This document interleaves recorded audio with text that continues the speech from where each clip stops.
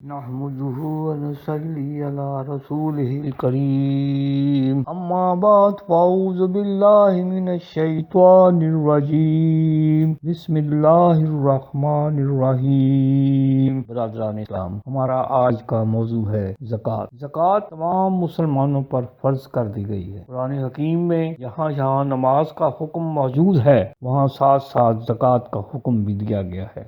اقیموا الصلاۃ وآتوا الزکات، نماز اور زکات دونوں فرض اور لازم ملزوم ہے۔ اللہ تعالیٰ نے 82 مقامات پر زکات کا ذکر نماز کے ساتھ فرمایا۔ سرکار دو عالم صلی اللہ علیہ وآلہ وسلم کے پاک ارشادات ہیں، زکات اسلام کا بہت بڑا مضبوط پل ہے۔ جو شخص مال کی زکات ادا کر دے تو اس مال کا شر اس سے جاتا رہتا ہے۔ جو قوم بھی زکات روک لیتی ہے اللہ تعالیٰ اس کو قحط میں مبتلا کر دیتے ہیں۔ جو مال کسی جنگل میں یا دریا میں ضائع ہو جاتا ہے وہ زکات کے روکنے سے ضائع ہو جاتا ہے۔ جس مال کے ساتھ زکات کا مال مل جاتا ہے وہ اس مال کو ہلاک کیے بغیر نہیں رہتا۔ اب یہاں پر نصاب زکات کو میں بیان کرتا ہوں۔ اگر کسی کی ملکیت میں 52.5 تولہ چاندی ہے یا 7.5 تولہ سونا ہے یا اس میں سے کسی ایک کی قیمت کے برابر روپیہ یا نوٹ ہیں، اس پر زکات فرض ہے۔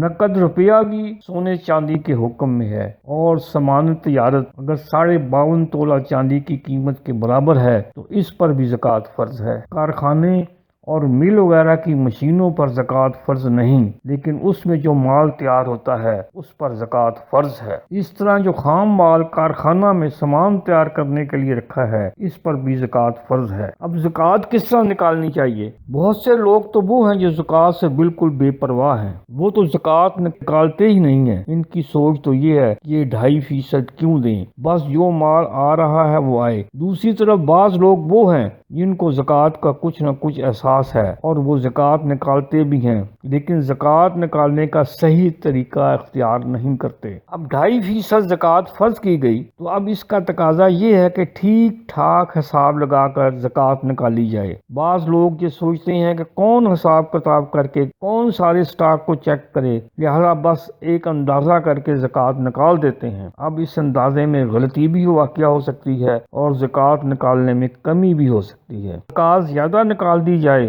انشاءاللہ مواخذہ نہیں ہوگا، لیکن اگر 1 روپیہ بھی کم ہو جائے یعنی جتنی زکات واجب ہوئی ہے اس سے 1 روپیہ کم زکات نکال لی تو یاد رکھیے وہ 1 روپیہ جو آپ نے حرام طریقے سے اپنے پاس روک لیا ہے وہ 1 روپیہ سارے مال کو برباد کرنے کے لیے کافی ہے۔ اب زکات کے سب سے زیادہ حقدار کون ہیں؟ زکات اور دوسرے صدقات و خیرات دینے میں سب سے زیادہ اپنے رشتہ داروں کا خیال رکھنا چاہیے۔ اگر یہ غریب ہوں تو پہلے ان کو ہی دینا چاہیے، لیکن ان سے یہ نہ کہیں کہ یہ صدقہ یا زکات کی چیز ہے تاکہ انہیں شرمندگی نہ ہو۔ حدیث میں ہے کہ قرابت والوں کو خیرات و زکات دینے سے دگنا ثواب ملتا ہے۔ ایک ثواب تو خیرات کا اور دوسرے اپنے عزیزوں کے ساتھ حسن سلوک و احسان کا ہے۔ انہیں دینے کے بعد جو کچھ بچے وہ اور لوگوں کو دیں۔ اب آداب زکات کیا ہیں؟ زکات دینے کے آداب کے متعلق حضرت امام غزالی رحمۃ اللہ علیہ اپنی تصنیف کیمیاء سعادت میں لکھتے ہیں کہ جو شخص یہ چاہے کہ میری عبادت زندہ رہے اور ثواب کا خواہ ہو تو اسے چاہیے کہ 7 باتیں ملحوظ خاطر رکھے۔ سال تمام ہونے سے پہلے زکات ادا کرے، اس طرح کرنے سے آفات سے محفوظ رہے گا۔ اگر ماہ رجب میں کسی مجبوری کے باعث زکات دے نہ سکے تو رمضان میں ادا کرے۔ زکات پوشیدہ دی جائے تاکہ ریا اور نمائش نہ ہو، اور ظاہر کر کے بھی دے تاکہ لوگوں کی اس کے متعلق بدگمانی نہ ہو۔